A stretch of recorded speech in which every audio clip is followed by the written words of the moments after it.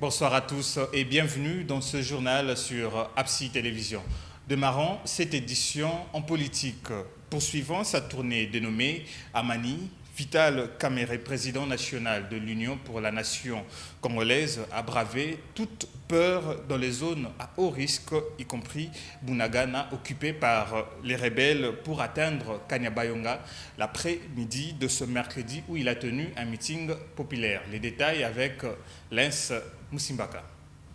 Après la ville de Goma, le président national de l'Union pour la nation congolaise, Vital Kamerhe, a bravé toute peur dans les zones à haut risque, en passant notamment par Massissi, Kiwanja et la cité de Bunagana, occupée il y a 3 mois par le M23 soutenu par l'armée rwandaise. Aussitôt arrivé à Kanyabayonga, ce mercredi 14 septembre, l'homme a prêché la paix, l'abandon des groupes armés et l'amour entre communautés locales.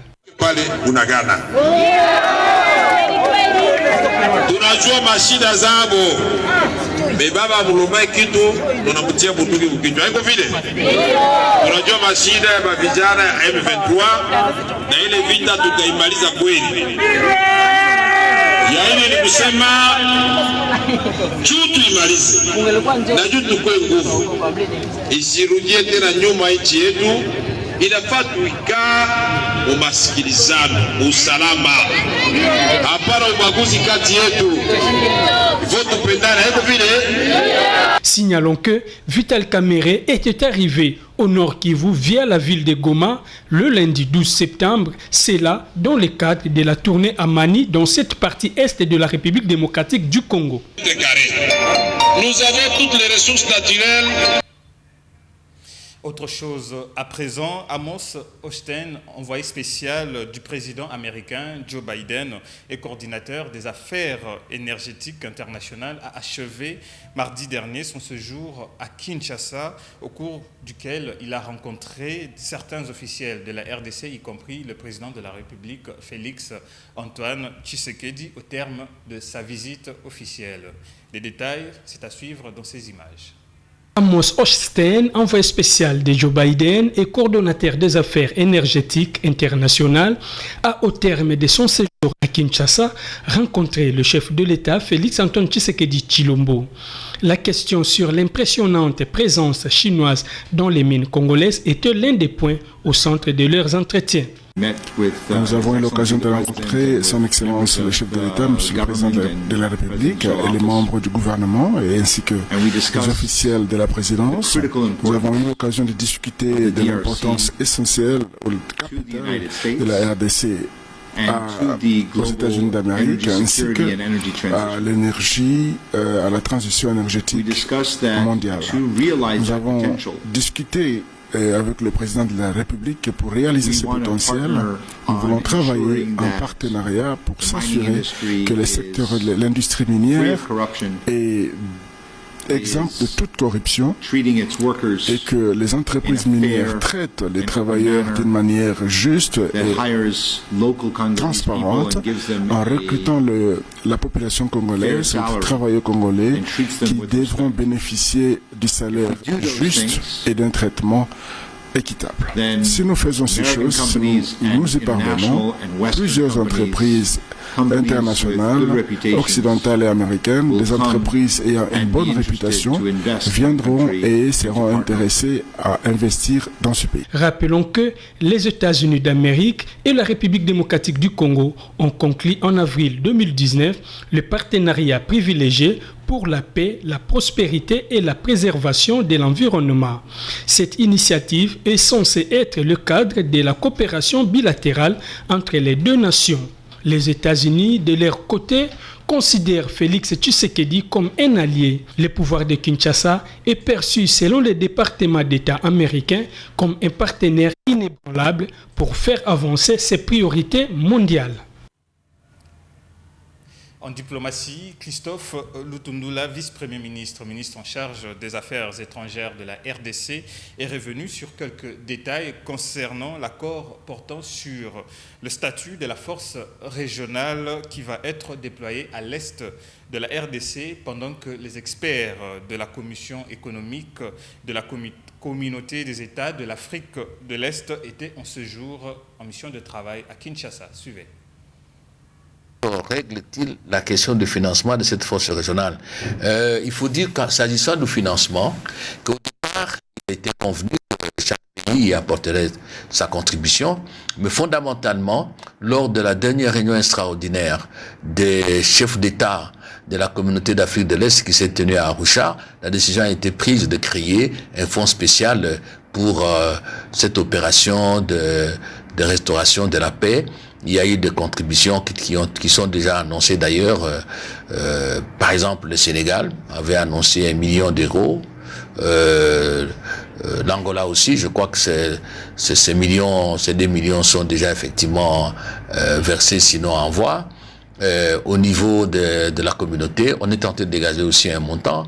L'Union africaine a prévu un certain nombre de mécanismes de financement, notamment le recours à la facilité de paix, et il est envisagé également d'en appeler, si vous voulez, aux contributions de partenaires de l'Afrique qui veulent soutenir cette importante décision de déployer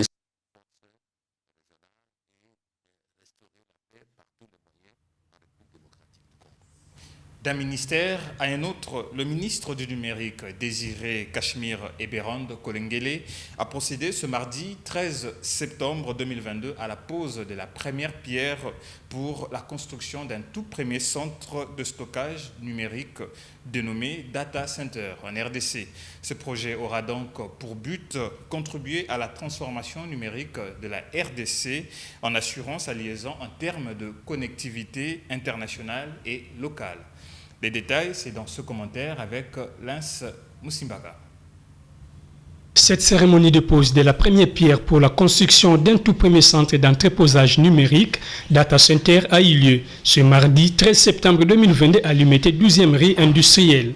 Saluant l'initiative, le ministre du numérique, Eberand Cachemire Kolengele, en prenant la parole, a fait savoir que ce projet rentre dans le cadre du plan national numérique à l'horizon 2025. Pour que les gens comprennent que la vision de la transformation numérique de la RDC, prônée par le chef de l'État à travers le plan national du numérique et par le gouvernement de la République à travers le programme de transformation numérique, n'est plus aujourd'hui une vue d'esprit, mais est une réalité, aussi bien du côté public que du côté privé. Ces projets exécutés par la société Raxio pour une durée de 10 mois a pour but de contribuer à la transformation numérique de la République démocratique du Congo pour assurer sa liaison en termes de connectivité internationale et locale. Pour sa part, le président de l'entreprise Raxio est revenu sur la motivation de la construction de ces data centers en République démocratique du Congo. Un bâtiment qui pourra héberger autour de, en moyenne, 400 racks. C'est une infrastructure de 4 MW et qui va fonctionner en totale redondance, que ce soit d'un point de vue de fonds d'énergie que d'un point de vue de connectivité. On y trouvera pratiquement la quasi-totalité de fournisseurs de connectivité par fibre optique, mais aussi par microwave, par transmission. Présent en cette cérémonie, le conseiller du chef de l'État en matière du numérique a rappelé que l'érection de ces bâtiments répond aux attentes de la population au gouvernement. Ce centre de données numériques de 4 MW pourra héberger en moyenne 400 RAG et va fonctionner en totale redondance de façon d'un point de vue des fruits d'énergie que d'un point de vue des connectivités. Revenons en politique à travers un média étranger. Martin Fayulu, leader de la coalition Lamuka, a donné son point de vue sur les violences persistantes dans la partie est de la RDC. Suivez. Je fus opposant. En 2018, j'étais opposant, mais nous sommes allés aux élections et j'ai gagné l'élection présidentielle. Pourquoi les violences? Parce qu'il n'y a pas d'État. L'État est totalement en faillite. Les gens qui sont là, sur place, n'ont pas de légitimité et ils ne peuvent pas assurer la protection des citoyens. Et les citoyens n'obéissent pas au mot d'ordre de ceux qui sont à la tête du pays aujourd'hui parce que ceux-là ont été nommés et donc ils n'ont aucune légitimité. On revient encore comme d'habitude depuis 1960 et c'est dit dans l'exposé des motifs de notre Constitution. Les institutions n'ont aucune légitimité et les dirigeants non plus. Alors comment voulez-vous gérer un pays par des gens qui ne sont pas reconnus par la population? Aujourd'hui, les violences, pourquoi? Parce que l'armée est infiltrée. Les Congolais pensent que l'armée ne les protège pas. Mais tout à fait, tout ça est lié. Les casques bleus, c'est-à-dire la MONUSCO. La MONUSCO veut dire mission de l'Organisation des Nations Unies pour la stabilisation au Congo. Stabiliser. Et cette mission avait des priorités. Entre autres priorités, c'est de protéger les citoyens. Et les citoyens aujourd'hui se sentent abandonnés. Ils ne sont pas protégés. Ils ne sont ni protégés par la MONUSCO, ni protégés par les forces armées de la République démocratique du Congo. Et c'est comme ça que ces peuples il y a une exacerbation, donc ils ne comprennent pas ce qui se passe. Et nous comprenons les ras-le-bol des Congolais qui disent que au sein de l'armée, il y a des infiltrés.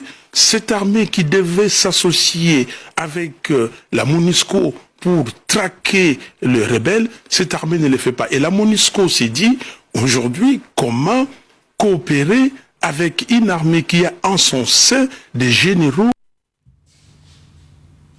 Et puis, en santé, lancé le mardi dernier, l'atelier sur la rationalisation des structures, des prix, tarifs de produits et services de santé a ouvert ses portes en présence du ministre ad intérim de l'économie, Nicolas Kazadi, et de la vice-ministre de la Santé, Jérémy Ngoulungu, pour le commentaire.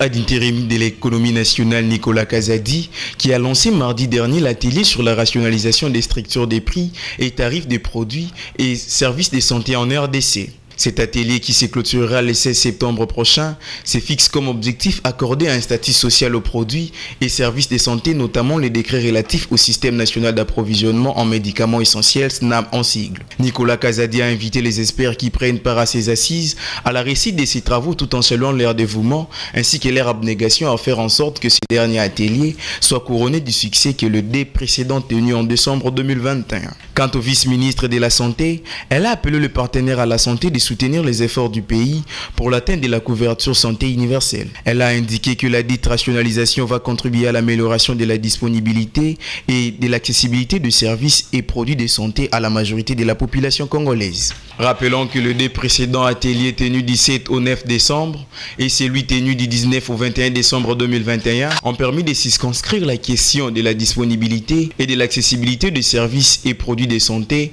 pour la population, principalement pour le plus vulnérable.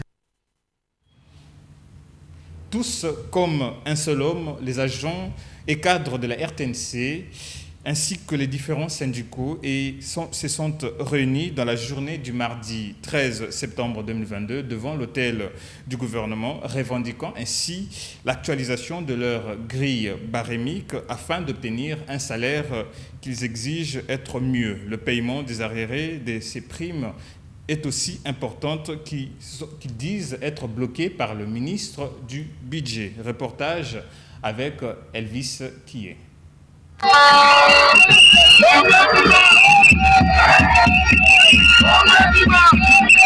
Tous, agents et cadres de la radio-télévision nationale RTNC en sigle, venus ce mardi 13 septembre 2022 manifester leur ras-le-bol devant l'immeuble intelligent où est abrité le ministère du Budget, avec un seul motif, revendiquer les contreseins de la nouvelle grille barémique 2022, le solde du barème ajusté et les arriérés des primes.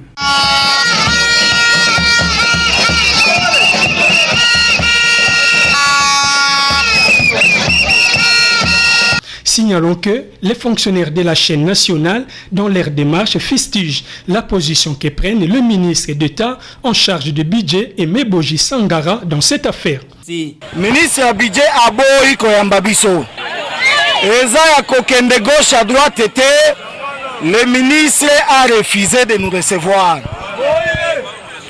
Toyaki depuis Kala. Toyaka délégation esali une année. Délégation esali une année toyaka awa. Tolakisi directeur de cabinet. Yo directeur de cabinet na biso. Tala niveau tosi tokoma. Niveau ezalaki ke ministre na yo asala nini a signé. Yo moko aussi okoma yango ke ministre na asala nini a signé. Siko na yo tokosolola nini. Le ministre a refusé de signer.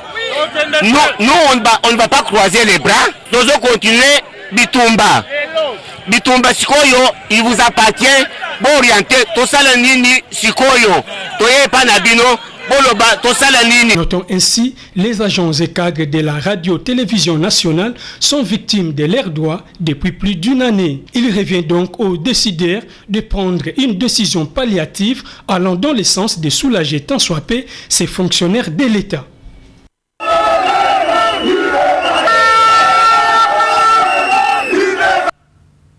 Restons à Kinshasa. Désormais, pas de militaires en divagation dans la ville. Le bataillon de la police militaire a démarré depuis le début de cette semaine une opération dénommée Kinshasa sans militaires en divagation pendant les heures de service. Reportage avec nos confrères de la presse militaire.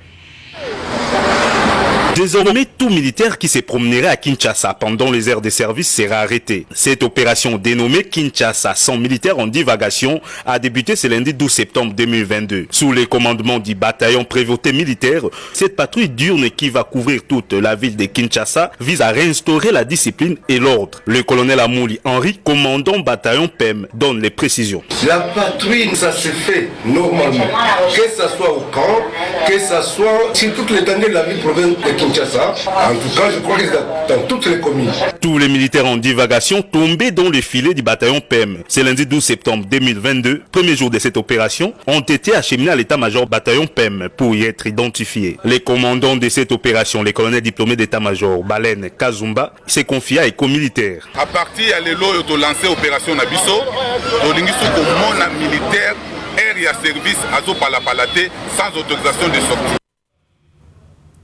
En société, plusieurs jeunes quinois se sont lancés dans l'entrepreneuriat en contribuant ainsi à la beauté des quinois. On assiste à ces jours à l'ouverture de plusieurs salons de coiffure qui ont permis à de nombreux quinois à rejeter la vie de la délinquance et du chômage. Cette réflexion est de Grace Chabi. Le secteur de la beauté dans la ville de Kinshasa connaît davantage son essor. C'est le cas de la coiffure masculine qui voit naître du jour au lendemain du salon de coiffure homme. Le tenancier de ces petites et moyennes entreprises, qui sont pour la plupart des jeunes, ont créé leurs propres emplois dans un seul but, survivre avec les moyens qui se présentent en eux dans leurs activités quotidiennes. La délinquance juvénile fléau qui gangrène la société quinoise n'est pas du tout le bienvenu auprès des Quinois qui ont trouvé mieux dans ce qu'ils font quotidiennement. Sala oyo esuninga na makambo ebele etangisa ngai etangisa baleki makambo ebele esalelanga makambo ebele na place na sala gikuluna na simba machette na kata na préféra na ngai na zala na nga na msala nga oyo ande na sala boye malembe nzambe moko asunga pesaka bon conseil na pesa bango ezake batika msala wana biso pe tozoluka boye malembe tozwaka pe donc conseil na pesa bango batika kosala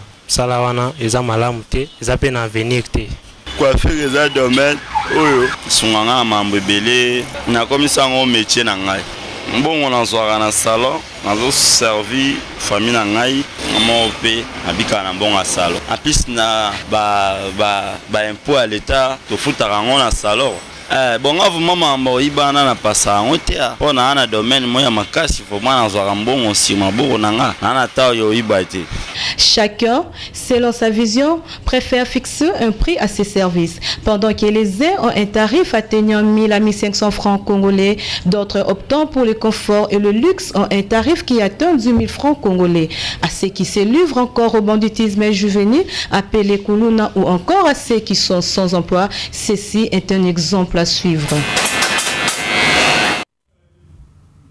En province, l'initiateur du parti politique Nouvel Élan et ancien Premier ministre Adolphe Muzitu, en séjour dans la province du Mai-Ndombe, a préféré lancer un message de paix à des différentes communautés sous tension plutôt que de tenir un discours politique dans cette province en proie à des violences intercommunautaires. Des détails, c'est dans ce commentaire avec Déborah Bisseka.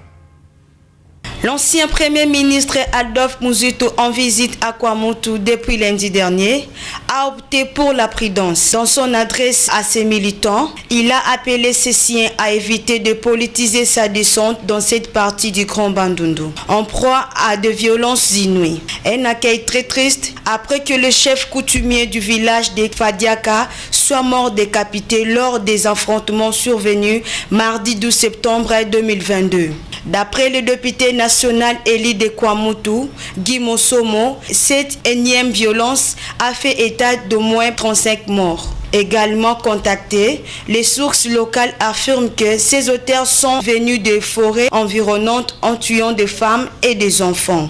La société civile locale rapporte que la population du Koulou croyait que cette situation pouvait se stabiliser, mais malheureusement, elle devient de plus en plus inquiétante. Direction le Haut-Katanga. Le gouverneur de cette province, Jacques Kiabula Katwe, a procédé à l'électrification et aux travaux de reconstruction des routes pour la première fois dans cette partie de la province, précisément à Kilobelobe et à la vallée dans le fin fond de Lubumbashi. Commentaire avec nos confrères du Haut-Katanga. 3 grandes artères, soit 10 km de la voirie de la commune annexe, viennent de s'ajouter sur la liste d'autres routes en pleine réfection dans cette municipalité. Cette fois-ci, ce sont les avenues Kilobelobe prolongées, la vallée et la route Kamasaka. Le gouverneur Jacques Aboula Katwe a donné les coups d'envoi des travaux en présence des habitants, satisfaits de cette réalisation. D'où il y a gouverneur et qu'on a tout fait mambo ya bien. Hapa tuna mwombea Mungu eko na mubariki musansi yote parce que tukwaza sekeno itakuwa hivi. Mais aujourd'hui nous avons Tchabula Kilobelobe inatupatia furaha. Na shembele ba IDPS inaonesha que tunapata kwa kusema kumbele abantu mu 2023 parce que il faut donner ma réalisation ya chef de l'État umu mwetu mu Kilobelobe. Toutes ces artères se croisent et cela rendra les trafics plus fluides dans ces quartiers restés longtemps sans aucune route moderne. Par la suite, le premier de Haut-Katanga mettra sous tension un transformateur électrique, le premier du quartier, de quoi susciter la joie de l'élu de Lubumbashi, Thomas Lupata, ainsi que d'autres habitants. Je lance un appel à toute la population haut-katangaise que le choix effectué par les députés sur le gouverneur en tant que gouverneur de la province du Haut-Katanga, M. Jacques Kiabula Katwe, n'a pas été un choix hasardeux. Nous savions que c'est une personne qui avait de l'amour pour la population afin de concrétiser la vision telle que prônée par le chef de l'État. J'ai cité Félix Antoine Tshisekedi Tshilombo. Impression yetu tunakuya kumsoutenir na kumremercier papa Kiabula Katwe. Mungu amubariki, tuko tunamsoutenir. Anatutosha mungiza. Anatutumia moto. Mungu amubariki. Tunakuya kumsoutenir, tuko mumukongo yake. Les maisons connectées au réseau de la SNEL ont vu leurs ampoules s'allumer pendant que l'implantation des poteaux se poursuit. Jacques Aboula Katwe affirme qu'il ne baissera pas les bras pour le désenclavement de la périphérie de la ville de Lubumbashi. Nous apportons des solutions aux problèmes de notre population. C'est ça la vision du président de la République, de travailler pour notre peuple. Toutes ces actions du gouvernement provincial dans la commune annexe répondent aux promesses électorales du gouverneur Jacques Aboula Katwe, promesse d'apporter des changements dans le quotidien des habitants de la périphérie de la ville cuprifère. En international, William Ruto, le nouveau président de la République du Kenya, a prêté serment ce mardi 13 septembre 2022. Lors de cette cérémonie d'investiture, l'on a remarqué la présence du président de la République, Félix Antoine Tshisekedi, qui a regagné Kinshasa le même jour du mardi. Suivez.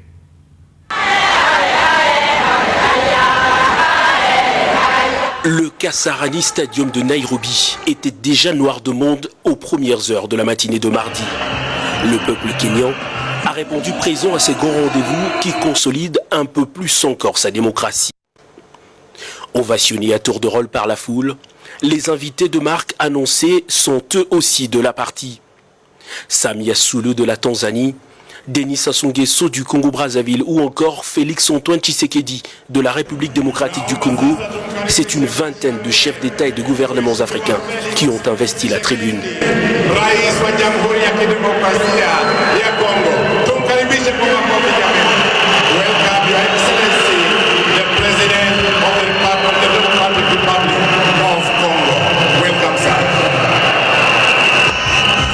Les juges de la plus haute cour kenyane installés à leur tour, le quorum est atteint et c'est à cet instant que tout le stade va se lever pour accueillir le nouveau premier citoyen du pays, William Samoei Ruto, accompagné de son épouse, la désormais première dame du Kenya, Rachel Ruto. Derrière lui, Uhuru Kenyatta, le président sortant, rejoint lui aussi le stade.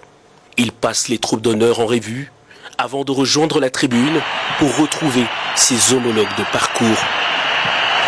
Vint alors le moment M. Main gauche sur la Constitution, William Samoei Ruto répète le serment après la juge présidente. I, William Samoei Ruto, without fear, favor, affection, or ill will, so help me God. Tumpongeze tena kwa makofi. Même exercice pour le nouveau vice-président Rigathi Gachagua. Principe constitutionnel oblige, Uhuru Kenyatta a officiellement remis les attributs du pouvoir à son successeur qui porte désormais les charges qui étaient siennes. Les premiers mots du nouveau président sont ceux d'un rassembleur qui, dans la foulée, va annoncer une série de réformes dans différents domaines. La démocratie kenyane a visiblement atteint une certaine maturité qui oriente les actions de ses dirigeants. Des vertus qui inspirent les jeunes démocraties comme celle de la République démocratique du Congo qui tous les jours ou presque conjugue des efforts pour protéger les acquis de sa toute première alternance pacifique. Le 5e président du Kenya après l'indépendance a quitté le stade en fin d'après-midi, direction le State House pour une brève cérémonie de remise-reprise avec son prédécesseur, Uhuru Kenyatta. S'achève cette édition. Merci à vous de l'avoir suivi. Le prochain rendez-vous est donc pris pour demain à la même heure.